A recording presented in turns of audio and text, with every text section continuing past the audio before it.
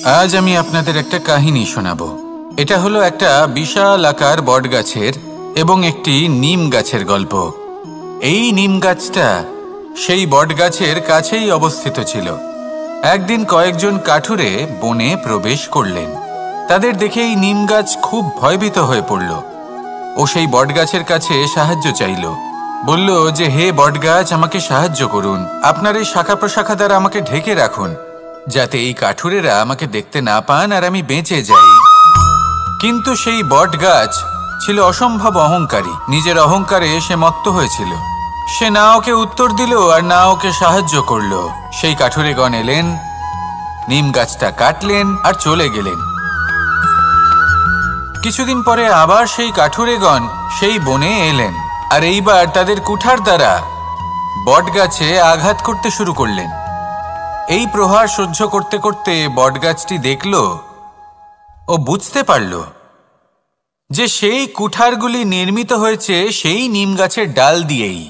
এবার এই ভুলটাই বেশিরভাগ মানুষই করে বসেন, বিশেষ করে তখন যখন তার কাছে শক্তি থাকে, সাফল্য আসে। নিজের অহংকারে মত্ত হয়ে দুর্বল ব্যক্তিকে আঘাত করে, তাদের কষ্ট দেয়। কখনো এটা ভাবে না যে ভবিষ্যতে এরাই তাদের পতনের কারণ হতে পারে। তাই যদি আপনার কাছে শক্তি থাকে আর আপনি সাফল্য লাভ করতে থাকেন, তাহলে নিজেকে শান্ত করুন এবং এই অহংকারকে ত্যাগ করুন।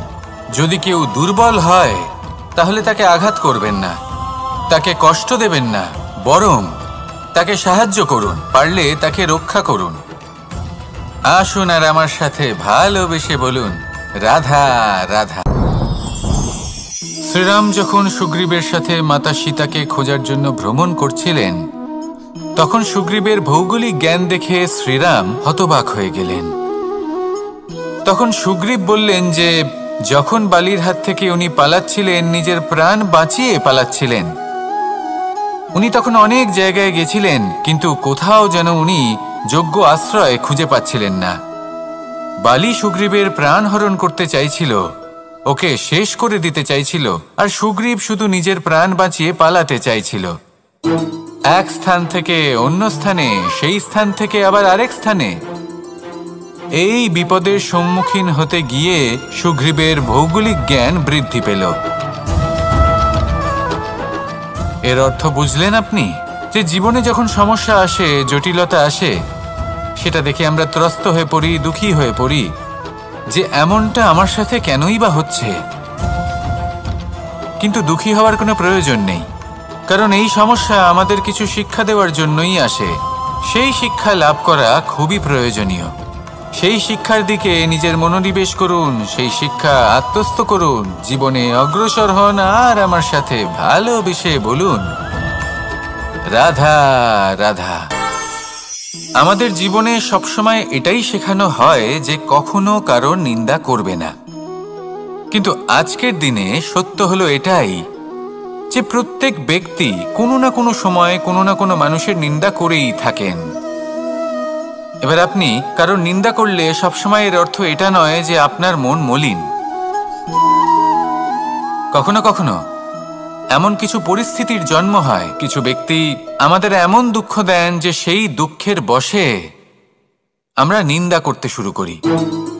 এবার নিন্দার বিষয়ে এমন এক সত্য আছে যেটা জানা প্রয়োজনীয়, যেটা আমি আপনাকে একটা উদাহরণ দিয়ে বোঝাবো। আপনি কখনো একটা চিত্র অঙ্কন করতে চেষ্টা করবেন, যতক্ষণ না সেই রং আমাদের হাতে লেগে যাচ্ছে ততক্ষণ আমাদের সেই চিত্র পূর্ণই হয় না। এবার এটাই হয় নিন্দার ক্ষেত্রেও। কেউ আপনাকে যতই দুঃখ দিক না কেন, যদি আপনি কারোর নিন্দা করেন, তাহলে কোথাও না কোথাও সেই নেতিবাচক শক্তি অবশ্যই আপনার মধ্যে প্রবেশ করবে। তাহলে সেক্ষেত্রে কি করা যায়? কিভাবে অন্যের নিন্দা করা থেকে নিজেকে বিরত রাখা সম্ভব? একটাই পথ আছে, একটাই বিকল্প আছে, নিজের বিকাশ। নিজের বিকাশের পথে অগ্রসর হতে থাকুন। নিজের কাজে এতটাই নিমজ্জিত হয়ে যান যে কারো নিন্দা করার মতো কোনো সময় যেন আপনার হাতে না থাকে। তাতে আপনার মনও মলিন হবে না, আর জীবনে অনেক দরজা আপনার জন্য খুলে যাবে। আসুন আমার সাথে ভালোবেসে বলুন, রাধা রাধা। অত্যন্ত শ্রেষ্ঠ একটা কথা আছে, যদি একটা দরজা বন্ধ হয় তাহলে ঈশ্বর নিজে আমাদের জন্য আরেকটা দরজা খুলে দেন। কিন্তু কিছু মানুষ আছেন যারা এটা ভাবেন যে আমার সাথে তো এরকম হলোই না, আমাদের জন্য তো কোনো নতুন দরজা খুলল না, কোনো নতুন পথ আমরা খুঁজে পেলাম না। সেই বিষয়ে আমরা চিন্তা করি, দুঃখ পাই যে এরকম কেন হলো। কখনো কখনো নতুন দরজা উন্মুক্ত হয়, কিন্তু পুরনো যে বন্ধ দরজা আছে তার সামনেই আমরা দুঃখী হয়ে বসে থাকি, আর এমন ভাবে বসে থাকি যে নতুন দরজার দিকে আমাদের চোখই যায় না। কখনো কখনো ঈশ্বর জেনে শুনেই আমাদের জন্য নতুন দরজা, নতুন পথ উন্মুক্ত করেন না, কারণ তিনি চান যে আমরা যেন পরিশ্রম করি, কর্ম করি, নিজেকে আরো বেশি শ্রেষ্ঠ করে তুলি, সক্ষম হই, আর নিজের পথ আমরা নিজেই খুঁজে নিই। কখনো কখনো এমনও হয় যে ঈশ্বর চান যে আমরা যেন সেই পথে চলতে শুরু করে দিই। ভবিষ্যতে গিয়ে ঈশ্বর আমাদের সবকিছুই প্রদান করেন। মনে রাখবেন, যে ব্যক্তি নিজের বাড়িতে এসে নিজের দুঃখ নিয়ে বিলাপ করতে থাকেন, সুখ তার দরজায় পৌঁছে গিয়েও বন্ধ দরজা দেখে ফিরে চলে যায়। তাই দুঃখ আমাদের সকলের জীবনে আছে, কিন্তু সেই দুঃখকে আঁকড়ে ধরে বসে থাকবেন না, তাহলে আপনি আসন্ন সুখও ভোগ করতে পারবেন না। আসুন আমার সাথে ভালোবেসে বলুন, রাধা রাধা। জীবনে কখনো আমরা বিজয়ী হই, কখনো আমরা পরাজিত হই, কখনো সুখ আসে, আবার কখনো দুঃখও আসে। আর যখন দুঃখ আসে তখন আমরা আমাদের এই দুঃখ কারোর সাথে ভাগ করতে চাই। আমরা কারোর সাথে নিজের দুঃখ ভাগ করে নিই, আর সেই ব্যক্তি আমাদের দুঃখ নিয়ে উপহাস করে। তখন আমরা আরো দুঃখী হয়ে যাই। আমরা এই সংসারকে দোষ দিতে থাকি, কিন্তু এতে সংসারের কোনো দোষ নেই।